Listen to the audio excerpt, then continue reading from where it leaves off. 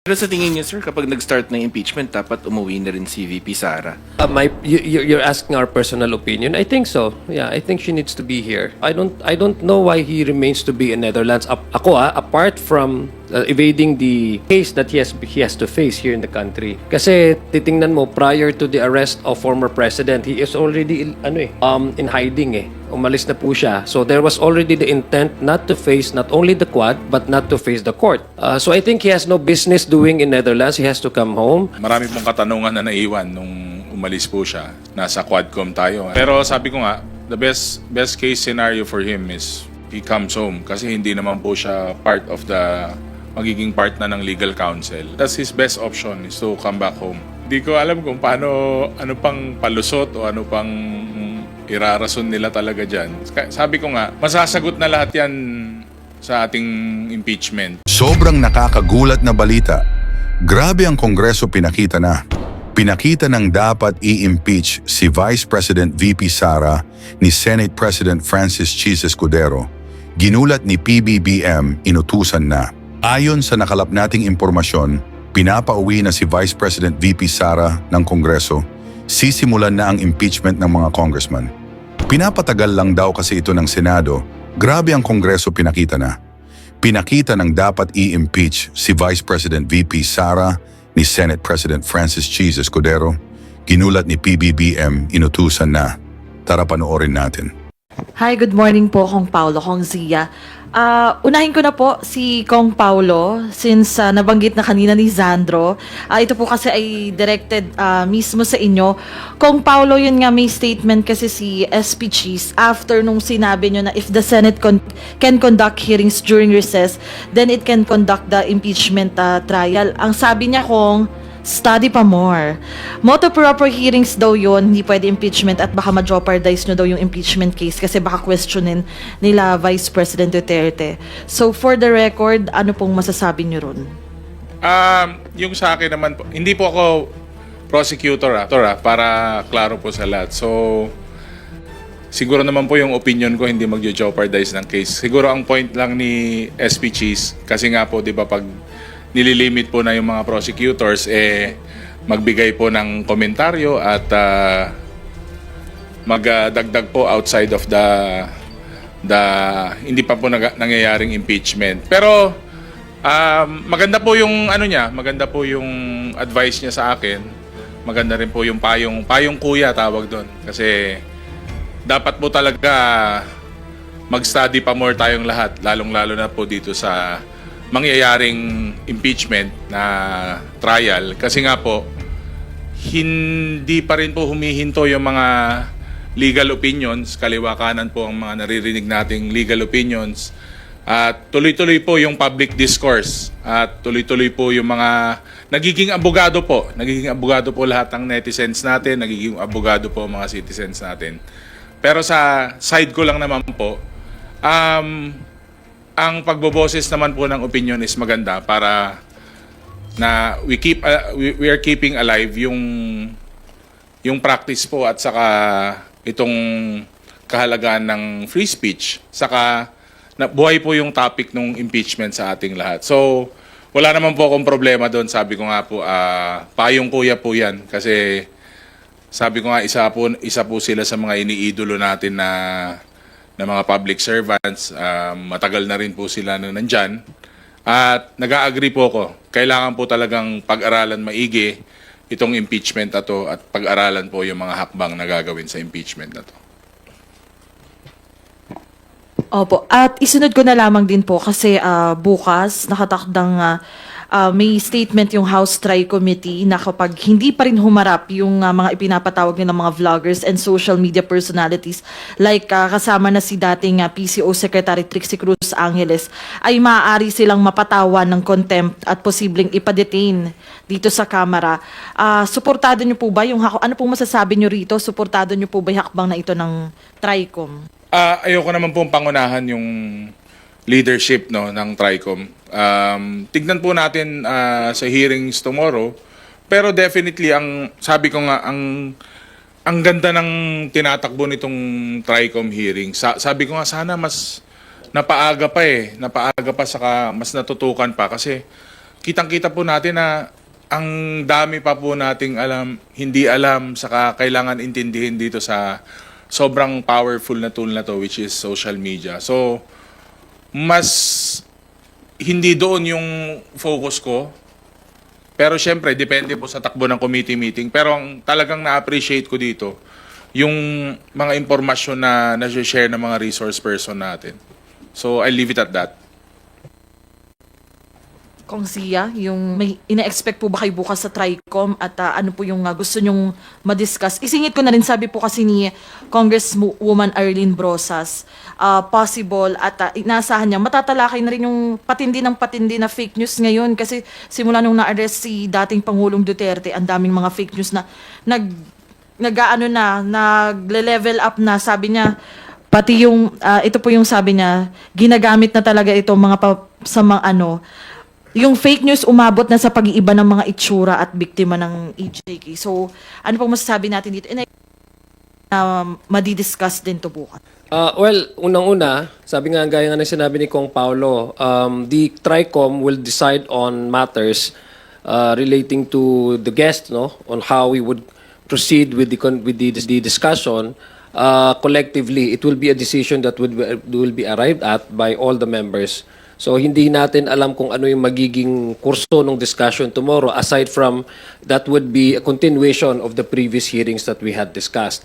Tama po, I agree with Congresswoman Brosas. Nangyayari po ngayon, nakikita natin gaano ka-powerful itong social media, gaano na-utilize itong social media to a point where people do not know whether the information that they read online are false or not.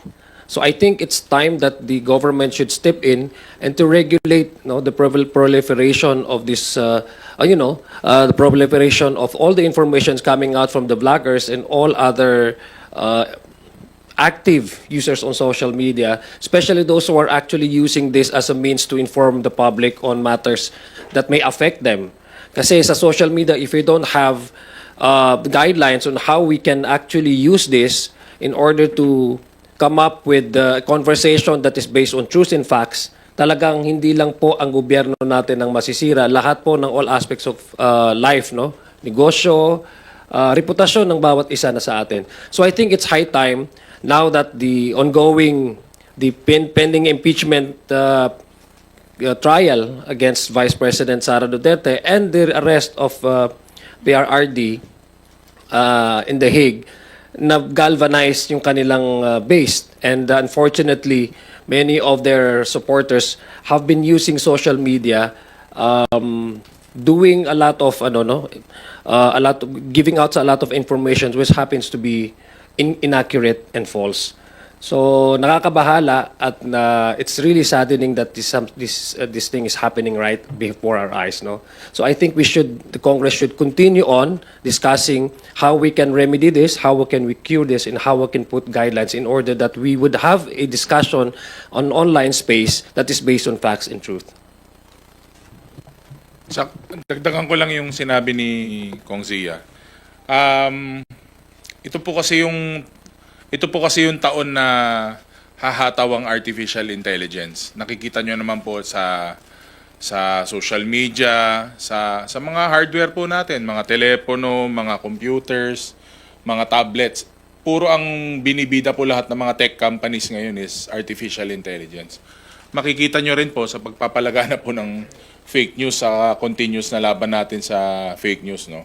Puro AI-based na po yung mga lumalabas sa social media. So, I'm sure tataas pa po yan, lalo ngayon na mag-i-eleksyon. Talagang minamaximize po nila yung pagkalat ng fake news gamit po ang AI. So, isa rin po ito dun sa mga topics na we're looking forward kung paano i-harness. Kasi hindi naman, lahat naman po ng mga ganyan po na advances sa technology, maganda po. Kumbaga, nasa gumagamit lang po talaga yan. So, sa mga kasama po natin sa public, kailangan po mas maging discerning po tayo, saka tignan nating maigi kasi nga ang AI ay napaka-powerful po na tool, pero pag ginamit po sa hindi magandang bagay, very destructive din po. And dadagdag ko lang, what is so scary is they become bolder and bolder and more aggressive. No one is excused from all this peddling of lies and fake news. Matatandaan niyo po ang Supreme Court. Sila mismo, naapektuhan din sila. Somebody came out with an information that there was a TRO. And eventually, I think a day after that, the Supreme Court came out with a statement saying that that's fake news. So ibig sabihin lahat walang excuse, walang spared from all these lies that are being circulated online. And sabi nga ni Kong Paolo, doon nakakabahala din, hindi lang sa politika ito. I'm not talking about a single party group, no?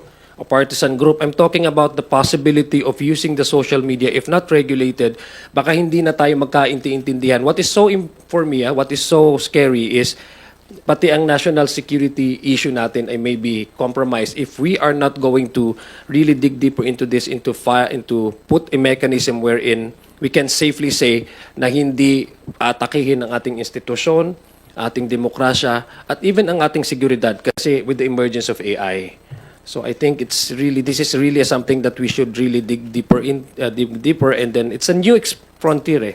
It's a new space for us to really put specific policies in place para hindi po siya ma-abuse. Opo, and follow-up lang since nabanggit din si FPRRD, yung may isang pulis po kasi si Patrolman Francis Steve Fontillas, iniimbestigahan ngayon ng NAPOLCOM at naharap siya sa kasong administrative and criminal dahil nga kabilang na yung inciting to sedition dahil sa kanyang mga social media post kaugnay ng pag-aresto kay dating Pangulong Duterte. Sinabi niya na ginigit lang niya yung kanyang karapatan ng malayang pamamahayag. Sinasabi rin na may sinasabi rin na ginagamot siya sa pag-iisip. Kayo po ba, ano pong masasabi niyo rito? And given na isa siyang police, paano po ba yun? Kailangan ba yung higpitan din yung recruitment process? Ano po yung nakikita niyong way para matugunan yung mga ganitong insidente or maiwasan po? Well, nakita ko yung portion ng kanyang video no, yung vlog. So I guess something is troubling this guy. No, I mean, it's beyond his passion of vlogging. I think something is not right. His choice of words, hindi lang yung passion ng pagbablog, no. Something is troubling him. So I hope he finds help that he needs, no. But beyond that, it also speaks about how the PNP should really, tama nga yung sinabi mo, should really strengthen their recruitment processes. Kasi kailangan talaga I think the PNP has to make a very strong measure in determining the psychological capacity of all the recruits. Kasi of course, bibigyan mo yan ng baril, bibigyan mo siya ng responsibility. So, pero doon naman sa pagsabi niya, klaro naman yun because if you're a uniformed man, uniformed officials, especially PNP, and even the civil servants, bawal po maging partisan. That's under the Constitution, that's under the Omnibus Election Code, that's even under the yung internal ethical standard, I think, within the PNP, that they have to remain apolitical, they have to remain true to their mandate, they have to remain loyal to the government, to the flag, and to the country. Whatever politics that they may have had personally, their inclination should not be used as a means to voice it out and then incite violence, because that is contrary to what they have sworn in as policemen. Pero on personal level, I think he needs some help. Sabi ko andyan naman na yung NAPOLCOM kasi ang NAPOLCOM ang nagpo-police sa ating mga kapulisan. Siguro it's within their best interest na sila naman po yung nakatutok na rin po dyan. And sabi nga po natin, may recruitment po dyan. Sabi ko nga, usually kasi po dyan, yung matibay po saka nakakalas sa physical exam, nakaka-injure po dun sa physical side ng pagiging parte po ng kapulisan o anuman, armed forces. Siguro dito makikita natin na kailangan na rin pong bigyan ng weight saka emphasis po yung other other po na criteria like yung on the mental side, saka maganda po na yung evaluation nito is parang mas ano talaga, mas sabi nga ni Kong Zia, baka kailangan na mas may improvement or mas may stringent yung pagpili natin. Salamat. Yun lang po. Thank you po. Thank you, Kuya Ray. Thank you, Mela. Let us hear Rosalie Cos from UNTV for her questions.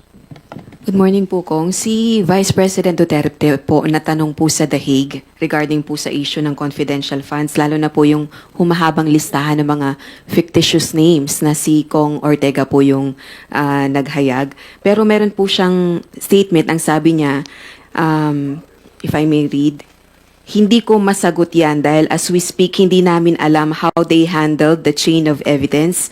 Hindi natin alam kung yan talaga yung sinubmit ng Office of the Vice President at this point. Any reaction to her statement po? Sa akin naman po, at least may nakuha rin tayo na reaction or sagot. Kasi nga, nung 2 days ago, siguro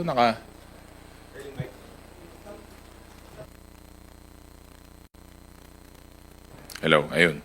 So yung siguro 2 days ago, siguro mga 8 interview ako sa isang araw tungkol diyan sa sila Dodong Gang, saka sila Mickey Mango, saka si Jay Camote. Hindi Jay Kong Hun, Jay Camote.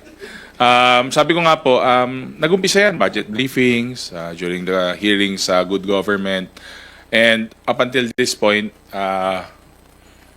hindi po talaga nila masagot eh. Kasi sabi ko nga, if that's a procedure, may procedure po tayo with handling confidential intelligence funds, madali pong sagutin talaga yon. Kasi nga, kung sumunod ka sa procedure at, 'di ba?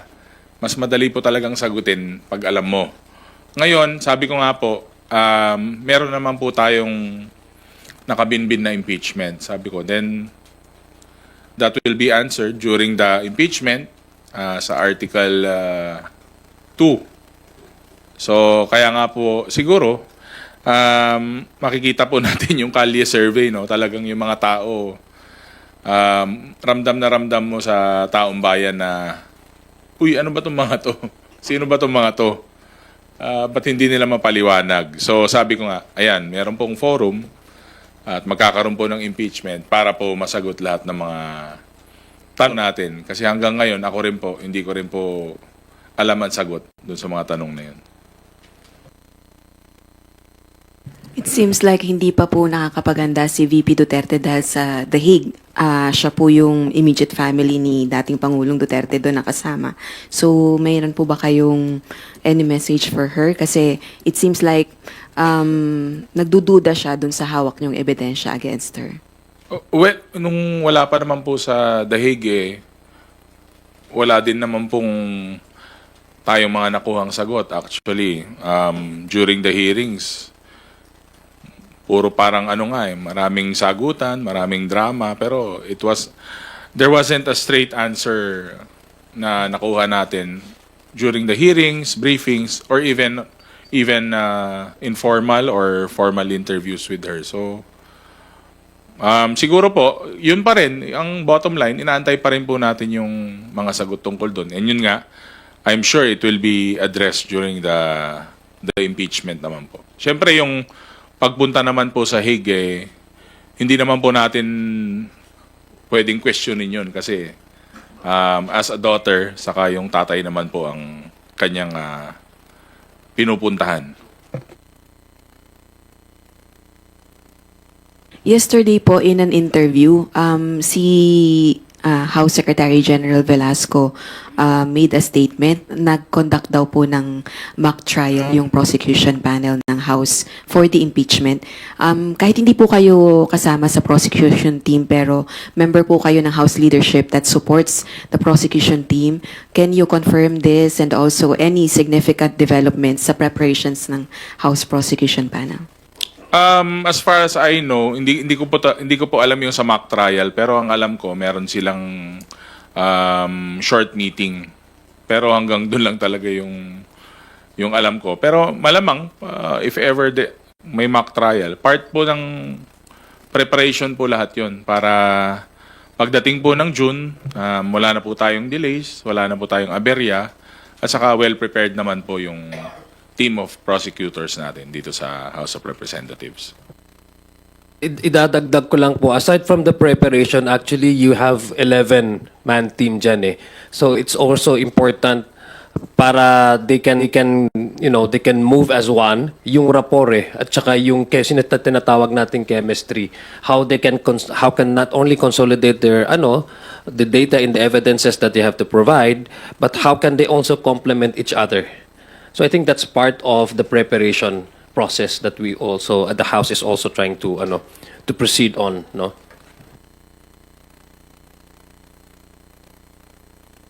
Last on my part na lang din po, kasi po meron pong bahagi na statement si SP Cheese para rin po kay Kong Ortega.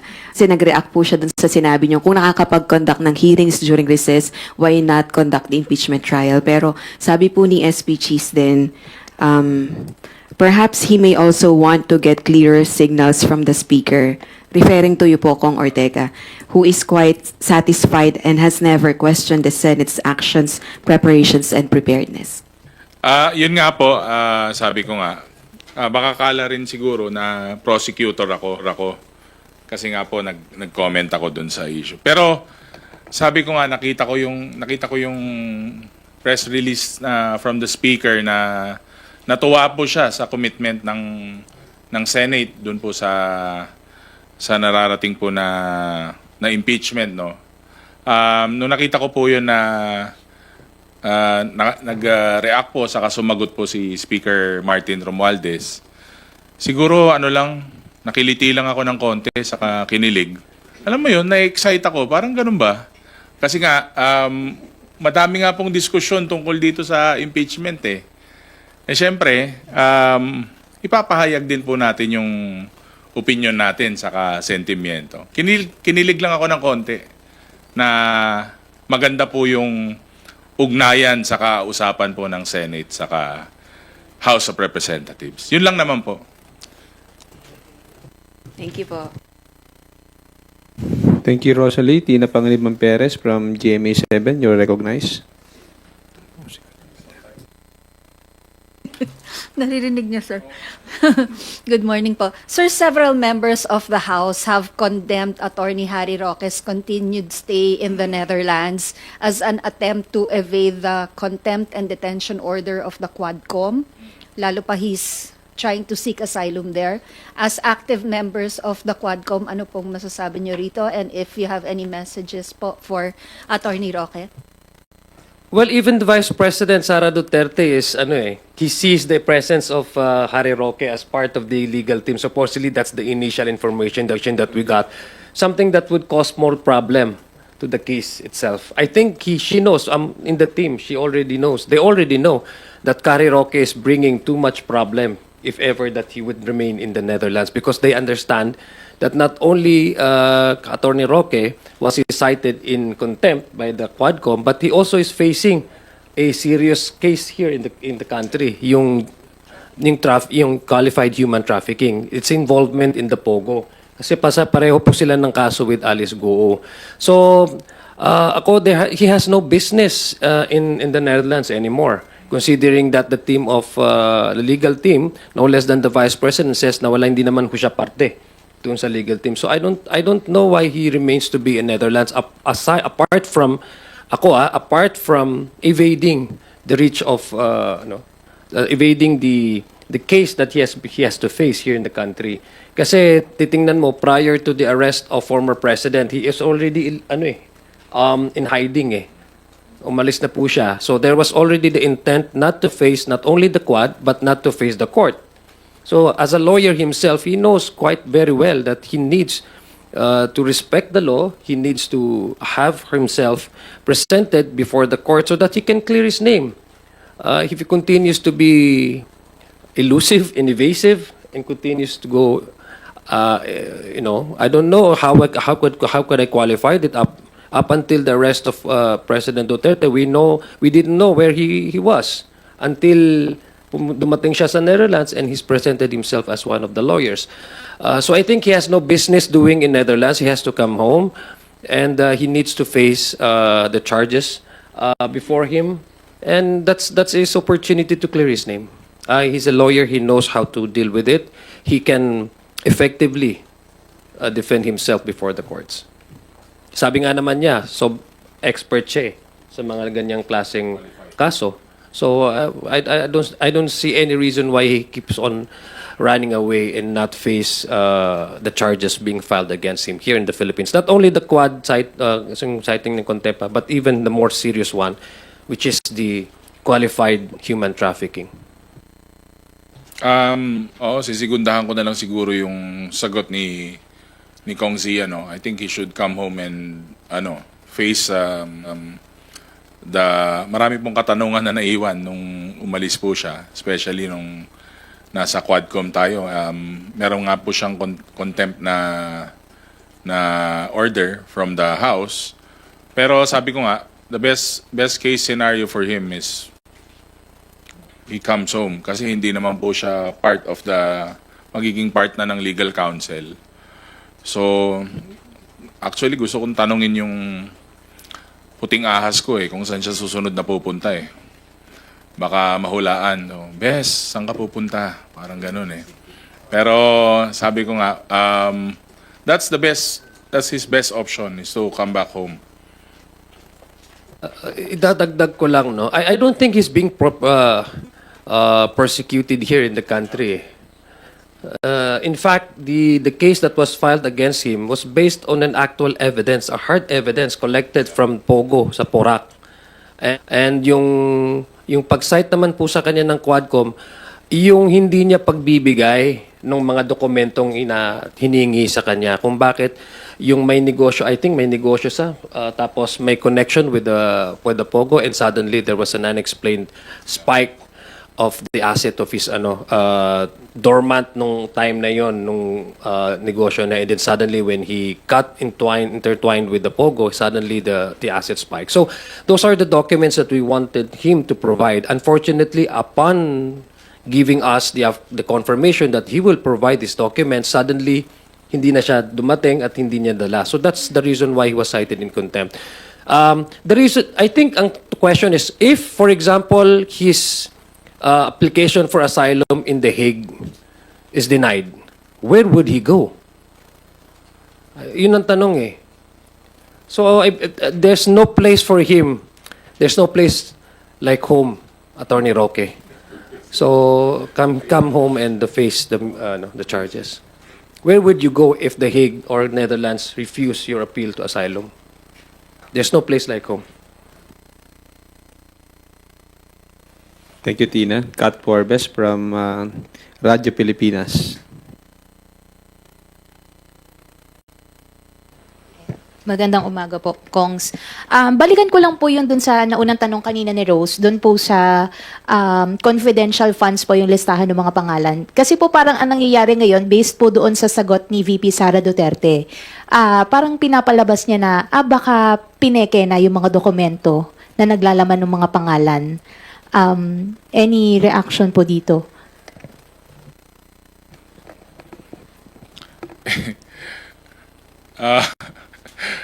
Hindi ko alam kung ano pang palusot o ano pang irarason nila talaga dyan. Sabi ko nga, masasagot na lahat yan sa ating impeachment. Pero may supporting documents po lahat. Wala po silang, kumbaga, wala silang pagkatao.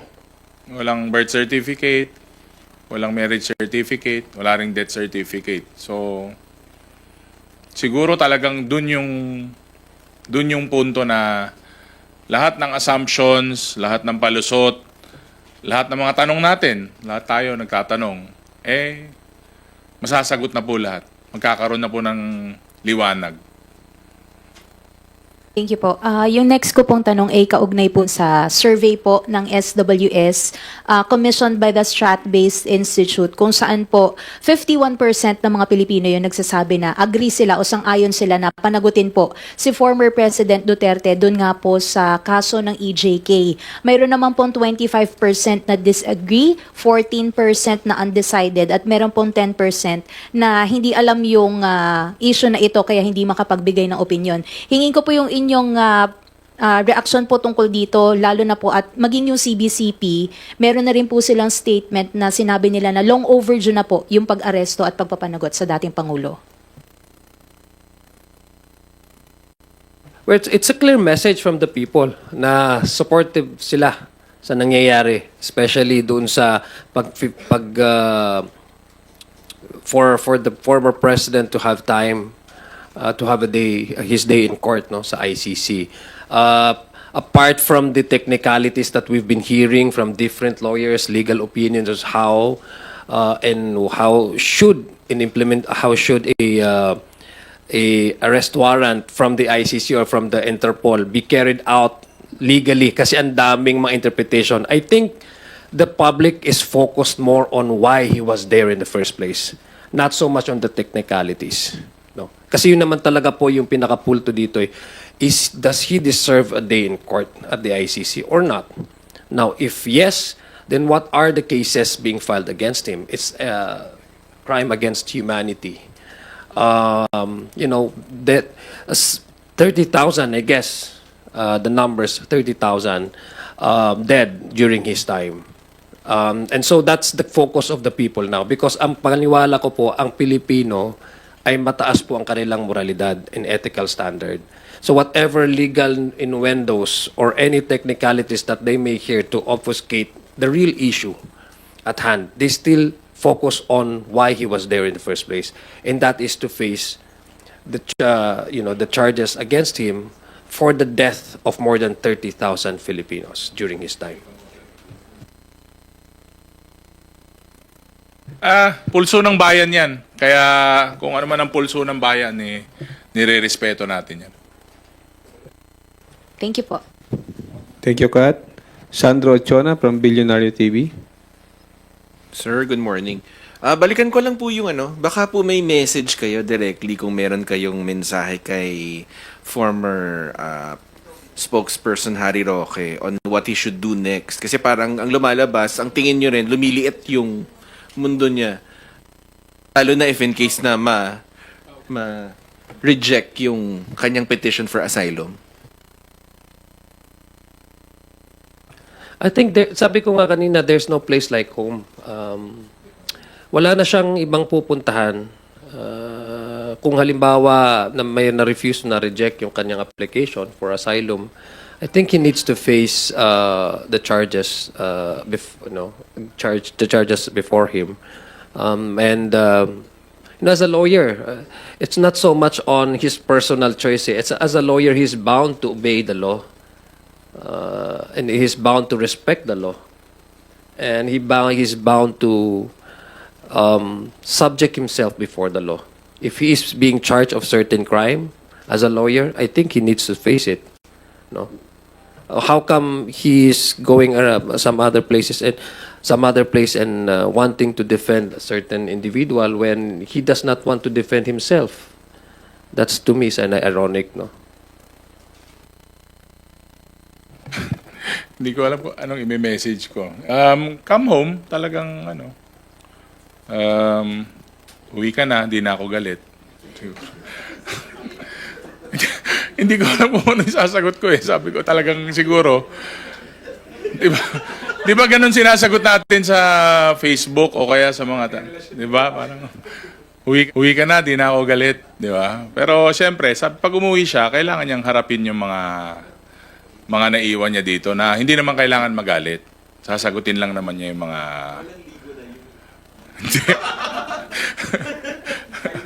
Oo. Siguro kailangan niya nang umuwi talaga. Sir, so, I'm just curious kung paano nyo tinitingnan yung situation because yung next hearing pa is by September. What do you suggest doon sa mga... Siyempre, may mga taong nandun na kailangan din dito. Ano sa tingin nyo yung dapat mangyari? I mean, ang tagal pa kasi nung next hearing. Oh, And they're September. all there.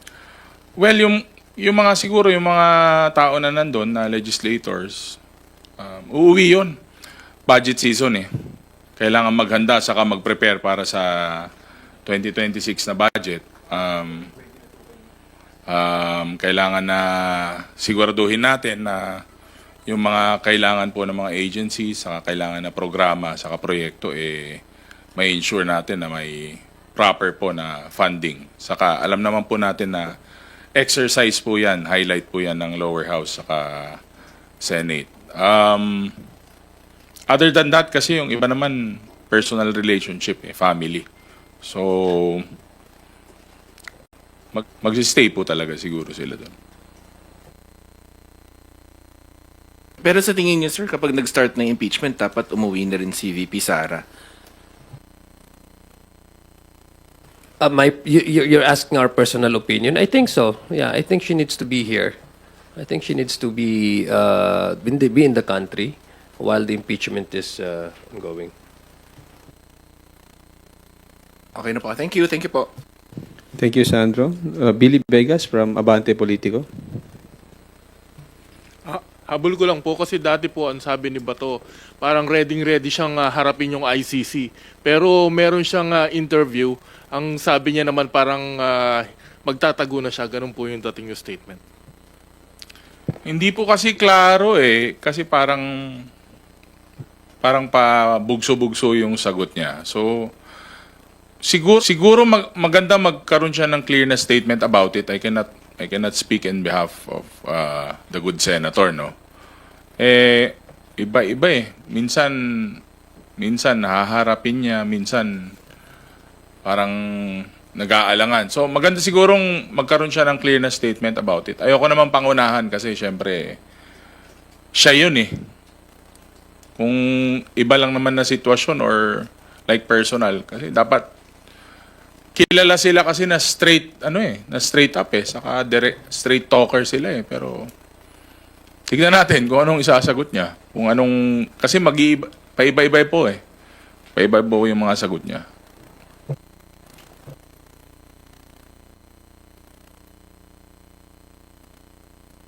I agree with him. You're asking me why nag-flip-flop siya? I don't know. Hindi ko alam. That's his position. I guess let's just wait until kasi ina-assume na siya yung susunod, 'di ba? Parang yun ang insinuation na siya yung susunod. So nagpe-prepare na nga rin siya ng kanyang defense. In fact, he sees the Senate as the one that would first give him the initial defense, no? So let's wait until an arrest warrant is indeed here, and then let's see how he would react. Pero based on his statements, tama nga yung sinabi mo, sa aming sinabi ni Kong Paulo, at first sabi niya, they're welcome, he's not afraid, and then later on, narinig naman natin na he's not willing. So I don't know which one really should we take as something na yun ang gagawin. Yun ang So as of now, we cannot say tama yung sinabi ni Kong Paulo, it's his defense. If that what he thinks would give him the legal defense that he needs in order to protect himself by making statements contrary or conflicting statements one way or the other. So I don't know, that's his own position to make. Thank you, Billy. Next, Ed Galvez from FEBC Network News. Morning, Please sir. go ahead. Sir, doon sa senatorial slate ng Alyansa ng Bagong Pilipinas at sa 11-man prosecution team na mapalakas yung kaso, importante di ba ang mission na makuha yung 12-0, 9-3 or 8-4 win para ma-determine yung papabor sa impeachment laban kay VP Sara?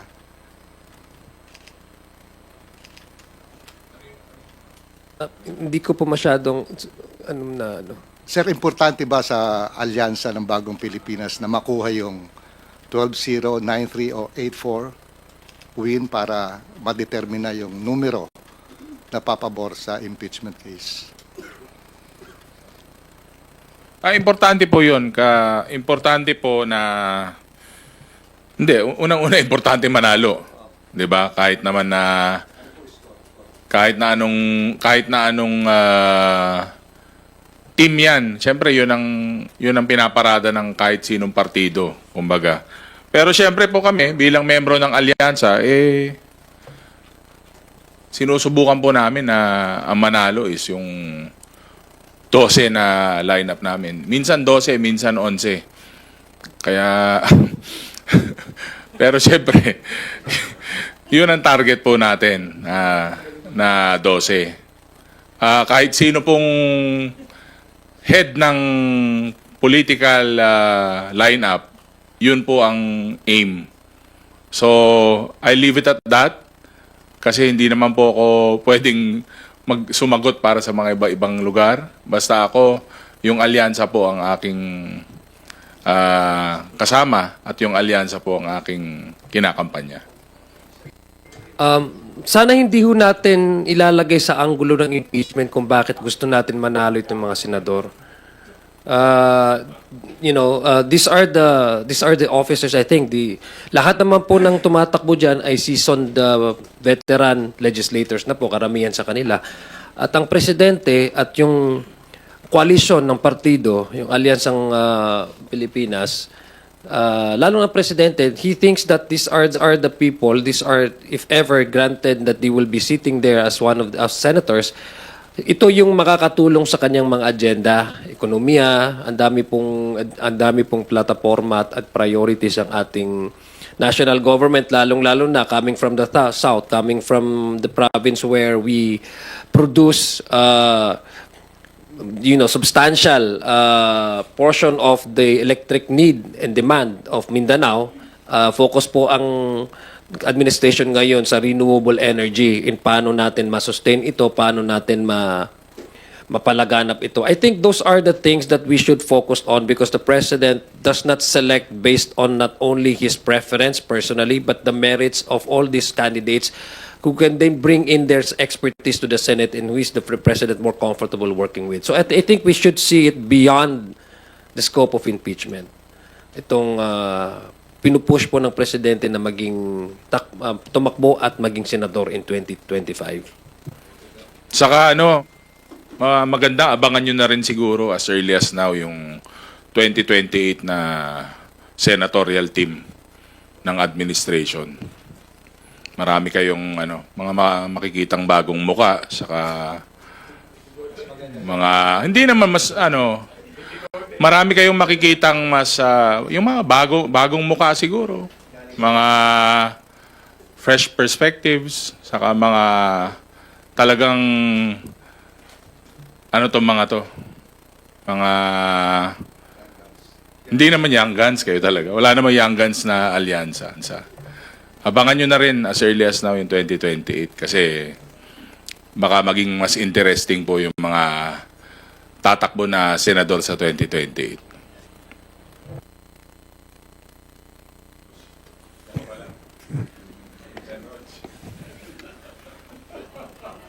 We would like to acknowledge the presence of One Rider Party List Rose Gutierrez and Assistant Majority Leader J. Kong Hun of Zambales. Sir, thank you. Sirs, thank you for joining us today. Last question will come from Earl Tobias of IBC 13. Earl? Kong Ortega, Kong Zia. Good afternoon po. Sir, balikan ko lang yun sa police kasi nagpa-interview na siya eh. Sabi niya, na-trigger daw siya sa pag-aresto kay dating Pangulong Rodrigo Duterte. At sa bibig niya na rin naman ng galing na para sa kanya, opinion niya lang naman daw, ay mali yun as comparable na rin sa content ng vlog niya. Connecting lang dun sa fake news, peddling sa social media, kasi meron na ring obvious na mga fictitious, hindi matukoy yung anonymous na nagpo-post ngayon, ginagamit yung mga ibang vids ng malalaking pagtitipon, mga pictures na may mga pagtitipon sa kung saan, at sinasabi nila, pinapalabas na yun ang nangyayari dito sa Pilipinas na pagkilo sa pagsuporta para mapauwi si Pangulong Rodrigo Duterte. So kung may isang ang pulis na hindi nakapagpigil ilabas yung opinion niya, paano naman po yung epekto rin sa mga normal citizens ng social media? And worrisome na po ba on alarming level na ginagamit yung kung ano-anong material para lang mapalabas yung isang naratibo na may parang kilos protesta na nangyayari sa Pilipinas to bring back FPRRD home? Sabi ko nga, kailangan talagang maging discerning, no, lalo sa itong paglaganap ng fake news. Kasi nakita ko yung mga demonstration sa Karali, puro pink naman yung ilaw.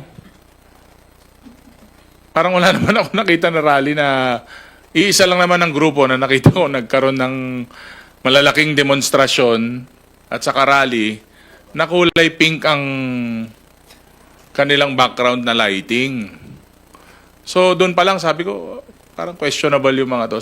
Pero sabi ko nga, kailangan vine-verify po yung mga ganyan na impormasyon. Yung iba talagang part ng diskarte nila para mag-share ng ganyan. Pero sabi ko nga, ang ganda ng tinatakbo nitong TRICOM hearing natin dahil hindi lang tayo matututo ang taong bayan, may equip tayo, saka yung mga concerns natin ng paglaganap ng fake news saka national security, ma-address in the form of a policy or kahit nga hindi policy, kahit na guidelines lang sa mga departamento sa opisina, marami po tayong mga tanong saka mga concerns na masasagot. Idadagdag ko lang as to the effect of all this fake news itong rally. Nakikinig ako sa interview nung spokes ng PNP eh. Sabi naman niya hindi naman naka-high alert. Ibig sabihin normal naman yung yung kanilang yung sa PNP, yung advisory nila. There's no reason for them to mag-red alert sila or mag-orange. Pero binigyan nila ng discretion yung lahat ng mga regional directors nila, PNP, kung para sa kanila i-adjust nila yung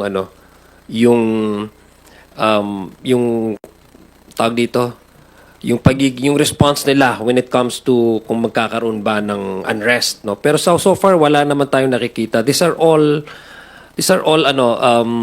nakikita naman natin na like in Mindanao, no. May mga din doon, rally naman din doon, nakita naman natin, no. But these are all manner of i-matter yung sinishare lang nila yung kanilang opinion. But as to yung sa widespread na wala naman tayo nakikita. Kaya nga kailangan talaga nating i-counter yung mga fake news. Kasi baka naman yung ibang tao akala nga nila, even outside, akala nila nagkukos talaga ng civil unrest.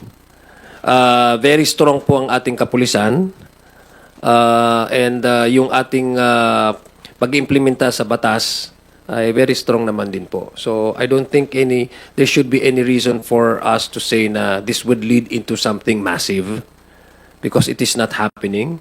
All these pockets of rallies are just a mere sentiment, for their supporters expressing their own sentiments. We're a democratic country; they can do that as long as they have the permit to do so from the LGUs. They're allowed naman to do that. But as I rely on the police statement that up to now, wala pong, hindi po sila high alert. So there's nothing to worry. Ang worry lang talaga natin is how to counter fake news. At ginagawa naman po dito. The House of Representatives has stepped in, initiated this move to counter the spread of fake news and misinformation through the Quadcom. The TRICOM. Thanks. Last question. Just taking your stand po. Kasi isa sa hina-highlight natin sa TRICOM is yung separation and difference ng journalism, ethical journalism with accountability and vlogging with misinformation and without accountability. Ang problema dun sa fake news peddling ngayon, sir, may mga ilang reporters, media outlets na naging biktima na rin ng fake narrative. May mga posts na parang binoboycott pa yung ilang traditional credible media and journalism outlets para i-float yung narrative na medyo malayo sa katotohanan concerning FPRRD. Would you say, sir, that this is an active attack to all the foundations of credibility para mag-float yung false narratives nila within the social media? Kaya nga po nagkaroon tayo ng hearing dahil nagiging problema na yan. nagiging concern na. Wala pa tong hearing, alam nating lahat na nagiging malaking issue na po yan.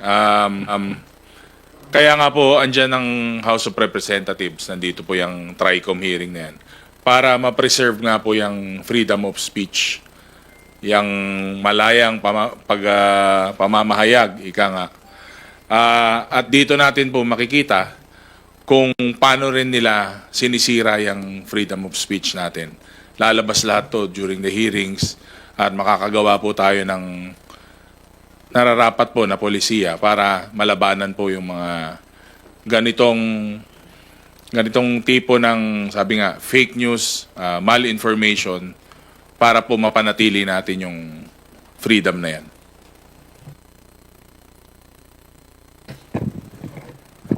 Sir, kasi may mga journalists, sir, na naging biktima na rin nung fake news peddling. So parang, perhaps, sir, baka you have a message as representative na rely more on credible journalism rather than, vlogging na hindi naman nabe-verify at its least po.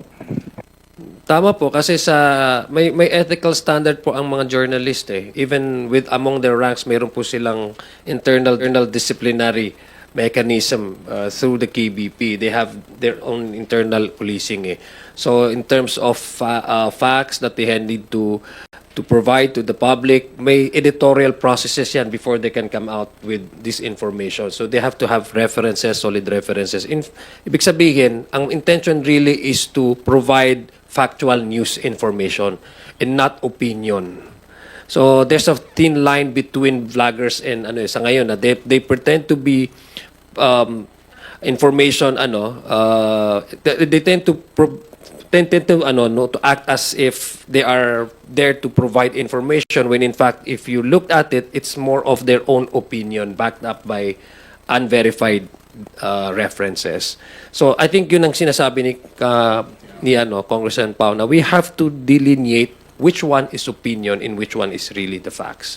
So and then for those who are involved in social media platforms, make sure that they are opinions gusto niyong ipabigay at ito yung mga news, mga information updates na binibigay ninyo. Kasi sa periodicals din, sa broadsheet, meron din mga opinion writers dyan eh.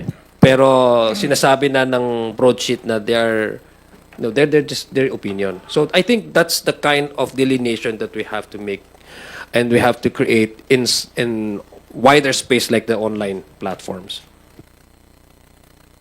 Thank you, Earl. Sir, before we end our press conference, entertain lang natin isang phone-in question from Gab Lalu of Inquirer online. For Kong Paulo, do you think the footage from Lenny's campaign rally was stolen? Stolen? Nasa ano naman yun? Nasa public space yun. So, hindi ko rin sinasabi na galing doon sa kanila. Sinasabi ko lang yung background ng ilaw ay pink. Pero, pwedeng imbestigahan siguro ng mga kasama nating journalist na nandito kung saan ang galing po yung mga photos na yun. Kasi it's up there. So, pag nag-google ka kasi ng kahit anong rally, pwede mong i-collage. Tapos, pwede mo nang i-post. I-splice mo na. Yun na.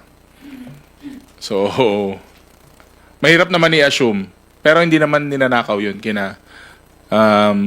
Sinisave lang nila. Pag anong tawag nun? Pag nilong press, sinisave nila yung image. Hindi naman siguro ninakaw kasi nasa public space na siya. I think Ginamit. idadaglag ko lang. Already the deceit eh. The intention to deceive. So yun ang pinakadapat nating ma-counter na meron talagang intention to deceive.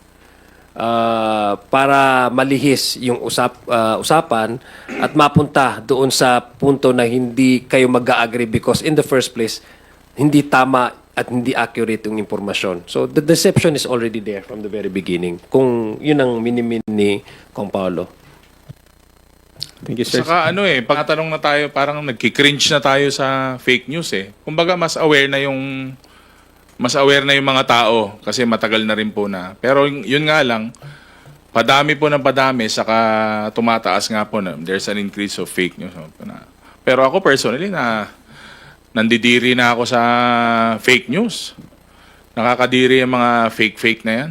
Hindi ko gusto. Ngayon, ikaw, bilang Pilipino, ano ang masasabi mo at reaksyon sa balitang ito? Mag-iwan ka ng komento sa ibaba at atin pong babasahin isa-isa.